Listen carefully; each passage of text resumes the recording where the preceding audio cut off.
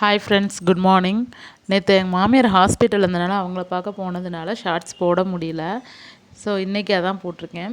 இன்றைக்கி காலையில் இடியாப்பம் தான் செஞ்சேன். இடியாப்பமும் தேங்காய் பாலும். இந்த இடியாப்ப மாவு மீதி இருந்துச்சு, அதில் கொஞ்சம் உப்பு கொழுக்கட்டை மாதிரி செஞ்சு கொடுத்துட்டேன். தேங்காய் வச்சு சாப்பிடுவாங்க பசங்க, ரொம்ப அவங்க விரும்பி சாப்பிடுவாங்க. ஸோ அதனால் பண்ணேன். மதியம் லஞ்சுக்கு தட்டம்பயிறு போட்டு புளிக்குழம்பு மாதிரி வச்சுருந்தேன். அந்த புளிக்குழம்புல கத்திரிக்காய், முருங்கைக்காய், அவரைக்காய் அதெல்லாமே போட்டு ஒரு புளிக்குழம்பு வச்சுருந்தேன். அந்த பயிறு குழம்புல போடுறதுக்கு முன்னாடி கொஞ்சம் வேக வச்சு பாப்பா சாப்பிடுவா. அதனால் வேக வச்சதை கொஞ்சம் அவளுக்கு ஸ்நாக்ஸுக்கு கொடுத்து விட்டேன். பையன் வந்து பயிரெலாம் சாப்பிட மாட்டான். அவனுக்கு ஸ்நாக்ஸுக்கு கேரட் வச்சு விட்டேன். அப்புறம் கேரட்டு, பீன்ஸு, கோஸ்லாம் போட்டு ஒரு பொரியல் பண்ணேன். பொரியல் பாப்பா சாப்பிட்டுக்குவா, தம்பிக்கு சாப்பிட தெரியாது.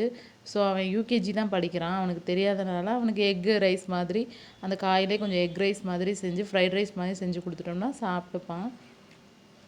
அதை தான் அவனுக்கு கொடுத்து விட்டேன்.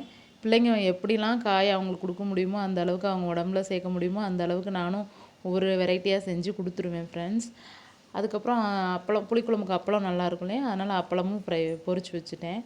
அப்புறம் என்னோடய வீடியோ வந்து நிறைய பேர் சப்ஸ்கிரைப் பண்ணாமையே பார்க்குறீங்க. ஸோ ப்ளீஸ் சப்ஸ்கிரைப் பண்ணுங்கள், எனக்கு சப்போர்ட் பண்ணுங்கள். அப்புறம் லைக் பண்ணுங்கள். உங்கள் கமெண்ட்டை ரொம்ப எதிர்பார்க்குறேன் ஃப்ரெண்ட்ஸ். ஸோ கமெண்ட் பண்ணுங்கள் ப்ளீஸ். தேங்க்யூ. Bye friends.